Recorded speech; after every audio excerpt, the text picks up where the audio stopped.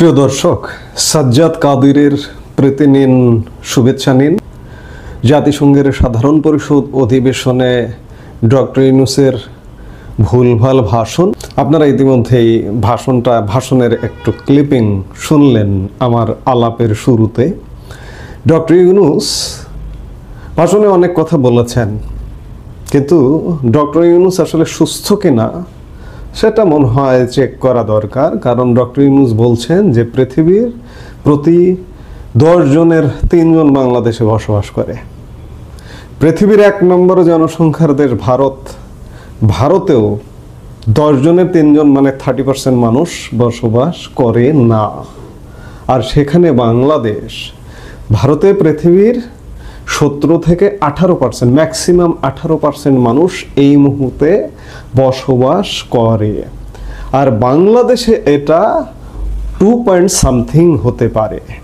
আপনি এই মুহূর্তে ওয়ার্ল্ডোমিটারের তথ্য অনুযায়ী পৃথিবীর মোট জনসংখ্যা যদি দেখেন 824 কোটি, এই যে দেখা যাচ্ছে, এবং এটি প্রতি মিনিটে প্রতি সেকেন্ডে মানব শিশু পৃথিবীতে জন্ম নিচ্ছে এবং এটা প্রতিনিয়ত আপডেট হয়। এই 824 কোটি বা প্রায় 25 কোটি 800, এতে বাংলাদেশের জনসংখ্যা যদি দেখেন 2 পয়েন্ট সামথিং, সেখানে ডক্টর ইউনূস বলছেন প্রায় 30% পৃথিবীর মানুষ বসবাস করে।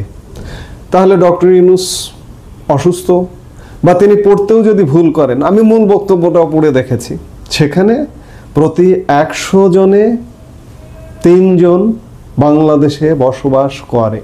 সেই সংখ্যাটি তাকে যিনি বক্তব্যটা লিখে দিয়েছেন, যারা বক্তব্যটা লিখে দিয়েছেন, তিনি তো টেলিপ্রমোটারে পড়ছেন 3% মানুষও বসবাস করেন না, 2%, 2 সামথিং। তো কাজেই ডক্টর ইউনূস আসলে ভুলভাল বক্তব্য দিয়েই জাতিসংঘের ভাষণ শুরু করেছেন এবং জাতিসংঘে তিনি অনেক কথা বলেছেন। ভাষণে তিনি বাংলাদেশের আগামী সংসদ নির্বাচন, সংস্কার, পাচার হওয়া অর্থ ফেরত, রোহিঙ্গা সংকট, গাজায় গণহত্যা, পারমাণবিক অস্ত্র, বৈশ্বিক যুদ্ধ সংঘাত, জলবায়ু সহ বিভিন্ন ইস্যুতে কথা বলেছেন। সেই সঙ্গে তিনি জাতিসংঘের প্রশংসায় পঞ্চমুখ হয়েছেন, জাতিসংঘের প্রশংসায় ভেসেছেন। কিন্তু তার বস ডোনাল্ড ট্রাম্প স্বয়ং জাতিসংঘের তীব্র সমালোচনা করেছেন গত 23 সেপ্টেম্বর মঙ্গলবারের ভাষণে, এবং জাতিসংঘের সাথে কাটছাট তো আমরা দেখছি ডোনাল্ড ট্রাম্প ক্ষমতায় আসার পর থেকে। তো কাজেই ডক্টর ইউনূস আসলে জাতিসংঘে কি ভাষণ দিলেন সেটি খুব গুরুত্বপূর্ণ নয়। আমি শুরুতেই আপনাদের দেখালাম যে ভুলভাল বক্তব্য দিয়েই তার ভাষণটার শুরুর দিকেই তিনি এই ভুলভাল বক্তব্য দিয়েছেন। কাজেই এই ভুলভাল বক্তব্য কিংবা ডক্টর মোহাম্মদ ইউনূসের ভাষণ জাতির জন্য বা পৃথিবীর জন্য কি বয়ে আনবে, আমি গতকালকেও বলেছি, আজকেও বলছি। একই সাথে বলতে হয় যে গতকাল ডক্টর ইউনূসের ভাষণের দিনেই ইসরায়েলের প্রধানমন্ত্রী ভাষণ দিয়েছেন, এবং সেই নেতানিয়াহু ভাষণ দেবার প্রাক্কালে পৃথিবীর প্রায় শতাধিক দেশের কূটনীতিকরা জাতিসংঘ সভাকক্ষ ত্যাগ করেছেন, বয়কট করেছেন। কিন্তু যেটি জানা যাচ্ছে ডক্টর ইউনূস বয়কট করেননি। যাই হোক, ডক্টর ইউনূস তার ভূমিকায় অবতীর্ণ হবেন। আরেকটি আমি 2টি প্রসঙ্গ আলাপে এনেছি। আরেকটি হচ্ছে ডোনাল্ড ট্রাম্পের সঙ্গে ডক্টর ইউনূসের ছবি। আজকে আপনারা ইতিমধ্যেই খেয়াল করেছেন যে ডক্টর ইউনূসের অফিসিয়াল সোশ্যাল মিডিয়া, ফেসবুক, টুইটারে ডোনাল্ড ট্রাম্পের সাথে কথিত একটি ছবি পোস্ট করা হয়েছে, এবং সেই ছবিতে বলা হয়েছে যে এই ছবিটি গত 23 সেপ্টেম্বর মঙ্গলবার ডোনাল্ড ট্রাম্পের যে সংবর্ধনা, সেই সংবর্ধনায় তোলা হয়েছে। 23 তারিখে ছবিটা তোলা হলো, ছবিটা পোস্ট করা হলো 27 তারিখে। আমি এই ছবি নিয়ে আলাদা একটা ভিডিও করেছিলাম গতকালকে। তাতে বলেছি যে ডোনাল্ড ট্রাম্পের সাথে ডক্টর ইউনূস আসলে ছবি উঠাতে পারেননি। কোনটা সঠিক? আপনি কি মনে করেন আপনি একজন বাংলাদেশের নাগরিক, আপনি কি মনে করেন যে 23 তারিখে ছবি ওঠানো হলো ডোনাল্ড ট্রাম্পের সঙ্গে ছবি হচ্ছে জাতিসংঘের অধিবেশনে যাওয়া ডক্টর ইউনূসের সবচেয়ে কাঙ্ক্ষিত ছবি। 23 তারিখ ছবি উঠালেন, ছবি পোস্ট করলেন 27 তারিখ। এটা কি আপনি বিশ্বাস করেন? এই ছবিটা কি জেনুইন? এই ছবিটা কি ক্রিয়েটেড নয়? এই ছবিটা কি এডিটেড নয়? আপনি কি বিশ্বাস করেন? আমি বিশ্বাস করি না। কারণ ডোনাল্ড ট্রাম্পের সাথে ছবি, সেটি সবচেয়ে কাঙ্ক্ষিত ছবি, এবং সেই ছবি ওঠানোর সাথে সাথে ফেসবুক গরম করে দেওয়ার কথা, টুইটার গরম করে দেওয়ার কথা, কিন্তু গরম করা যায়নি। এটিকে এডিট করতে সময় লাগলো। এই প্রশ্নগুলো আমি রেখে দিলাম। এই প্রশ্নগুলোর উত্তর আমি পাবো না। গত বছর অধিবেশনেরও অনেক প্রশ্নের উত্তর আজও পাইনি এবং কখনোই পাবো না, আজও পাবো না। বাংলাদেশের মানুষ আমরা খুব সহজ সরল মানুষ, আমরা সহজেই ভজে যাই বলে একটা কথা আছে। আমরা আসলে ভজে যাই। এই ভজে যাওয়া আমাদের যতক্ষণে না বন্ধ হবে ততক্ষণে আমাদের মুক্তি নেই। আমি বারবার বলি যে ডক্টর ইউনূস নোবেল বিজয়ী, তার নামের আগে নোবেল বিজয়ী না লিখলে বা না বললে হয়তো পাপ হয়ে যেতে পারে। নোবেল বিজয়ী ডক্টর ইউনূস বাংলাদেশের মানুষ আপনাদের জন্য গত 1 বছরে কি করেছে? আপনারা প্রত্যাশা করেছিলেন যে ডক্টর ইউনূস যখন দায়িত্ব নেবেন, দায়িত্ব নিয়ে বাংলাদেশকে ভিন্ন উচ্চতায় নিয়ে যাবে। ডক্টর ইউনূসের আসলে পৃথিবীতে কোথাও কোনো গাল গল্প ছাড়া কোনো গ্রহণযোগ্যতা আছে গত 1 বছরে দেখেছেন? দেখেননি। কাজে বলবার কিছু নেই। জাতিসংঘের অধিবেশনে ডক্টর ইউনূস একটা ব্যর্থ ভাষণ দিয়েছেন এবং এই ভাষণের প্রভাব পৃথিবীতে কিছুই নেই, আমি বারবারই বলছি। এবং অবশেষে একটা ছবি আমরা প্রকাশ হতে দেখলাম ডোনাল্ড ট্রাম্পের সাথে, সেই ছবিটি নিয়েও প্রশ্ন রেখে দিলাম। এই ডক্টর মোহাম্মদ ইউনূসকে নিয়ে যাদের ভীষণ প্রত্যাশা ছিল, এবং প্রত্যাশাটা এমন ভাবে ছিল যাতে বাংলাদেশের আর ভবিষ্যতে কাউকে দরকার হবে না এমন কিছু তিনি উপহার দেবেন, তারা এখন কি ভাবছেন? সাম্প্রতিক একটি বিষয় নিয়ে আপনাদের সঙ্গে মত বিনিময় করতে চাচ্ছি। আশা করি যে যেখানে আছেন ভালো থাকবেন। শেখ হাসিনা সহ পূর্ববর্তী সরকার প্রধানদের বিদেশ সফর নিয়ে এক পক্ষ অন্য পক্ষের বিরুদ্ধে ব্যাপক সমালোচনা করতেন, এত বড় বহর নিয়ে যাচ্ছে ইত্যাদি ইত্যাদি। ডক্টর ইউনূস একটা বিদেশ সফরে তার সফর সঙ্গী মাত্র 7 জন। বাংলাদেশের প্রিন্টিং এবং ইলেকট্রনিক মিডিয়া সহ অনলাইন মিডিয়ায়, টেলিভিশনের টক শোতে একেবারে ফাটাফাটি অবস্থা, বলে দেখুন কোন মহান ব্যক্তি আসছে, বিশ্বমাঠের খেলোয়াড়। এই মহান ব্যক্তি না আসলে আমরা দেখাতে পারতাম এই দৃষ্টান্ত যে মাত্র 7 জন নিয়ে তিনি বিদেশ সফরে যান।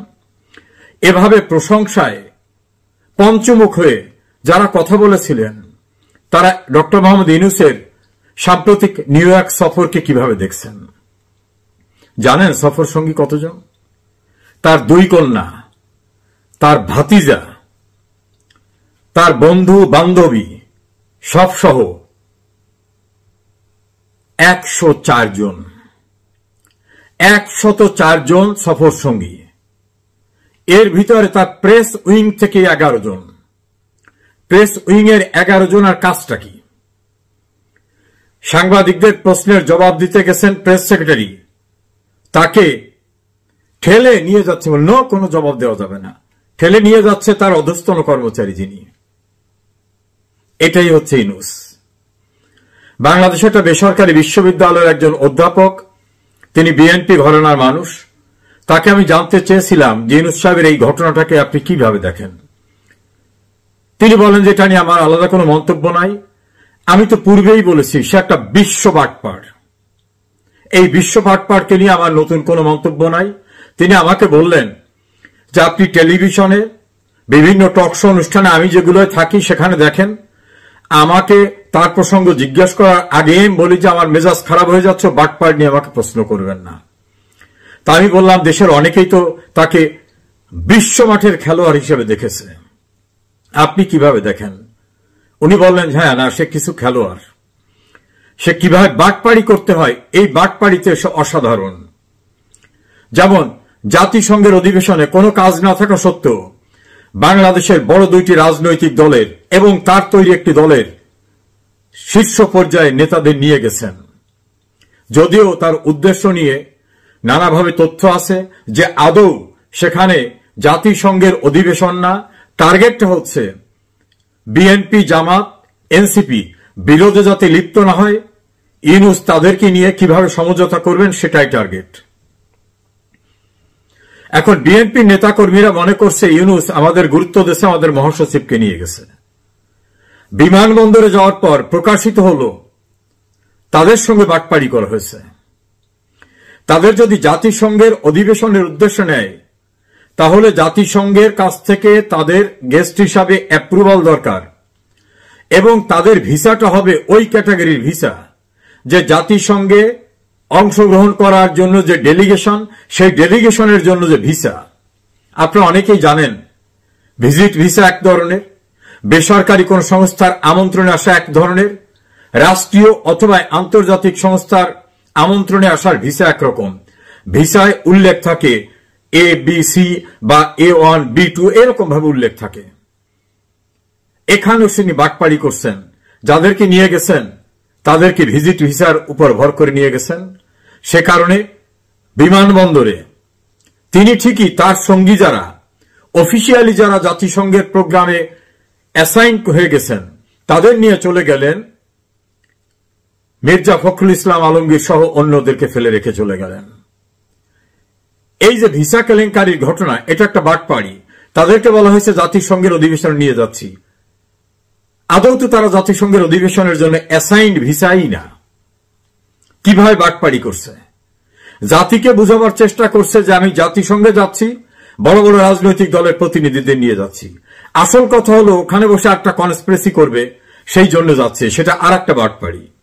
তৃতীয় বাটপাড়ি বলছে বিদেশে রাষ্ট্রের টাকা ব্যয় করে অধিক লোক যাওয়া ঠিক না। 7 জনের ঘটনা নিয়ে প্রেস ব্রিফিং এ ফাটিয়ে দিয়েছিলেন তার যে গোয়েবলস আছে শফিক। গতবার এই 7 জনের ভিতরে তার ভাতিজা ছিল, তার মেয়ে ছিল, আর এবারে 104 জনের ভিতরে তার 2 মেয়ে, তার ভাতিজা, তার বান্ধবী সহ আশেপাশে যা আছে সব নিয়ে গেছে। কার টাকায়? আপনার আমার রাষ্ট্রের ট্যাক্সের টাকায়। যারা বলছিলেন ইউনূস আসার পরে আর কোনো চিন্তা থাকবে না, পৃথিবীর সমস্ত সাহায্য সংস্থা হুমড়ি খেয়ে পড়বে বাংলাদেশকে সাহায্য করার জন্য, দুধের নহর বইয়ে দেবে, দেশটাকে একেবারে প্যারাডাইসে পরিণত করে দেবে, হেভেনে পরিণত করে দেবে। তারা কি জানেন ওনার এই 12টি সফরে কোন দেশ থেকে 1 বস্তা চাল পরিমাণ আসে নাই, 1 বস্তা গমও আসে নাই? জানেন কিনা?